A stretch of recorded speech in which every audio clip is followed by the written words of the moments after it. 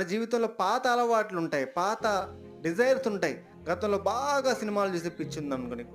మళ్ళా నీకు ఆత్మ సంబంధమైన దేవుడిని నమ్ముకున్న తర్వాత గూడా నీకు ఒక్క సినిమా వచ్చింది చూడు అని చెప్తా అంటారు. ఎవరు? శరీర సంబంధమైన మనసు. అప్పుడు దేవుడు అంటాడు, ఇది నాకిష్టం లేదు. ఇది నువ్వు దేవుని బిడ్డవే రక్షణ పొందావు. ఈ సీరియల్ చూడకూడదు. ఈ సినిమాలు చూడకూడదు. నీ మనసుని, నీ హృదయాన్ని కల్మషం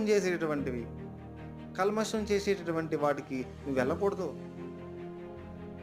దూరంగా ఉండాలి. నీ ఆత్మానుసారమైన మనసు. అంటే ఏం చెప్తుంది నీ మనసు నిన్ను? ఇప్పుడు నిన్ను ఎవరు నడిపిస్తున్నా అంటే 2 మనసులు నడిపిస్తున్నాయి. అందుకనే మనం ఇప్పుడు ఎవరి చేత నడిపించబడాలనేది ఎవరి చేతిలో ఉంది చెప్పాలి మీరు. ఈ ఎవరి చేత నడిపించబడాలి అనేది డెసిషన్ అనేది నీ చేతిలోనే ఉంది. నువ్వు శరీరానుసారమైన మనసుతో నడిపించబడాలని కోరుకుంటున్నావా? శరీరానుసారమైన మనసు ప్రకారం నడవచ్చు. ఆత్మ అనుసారమైన మనసుతో నడిపించబడాలనుకుంటున్నావా?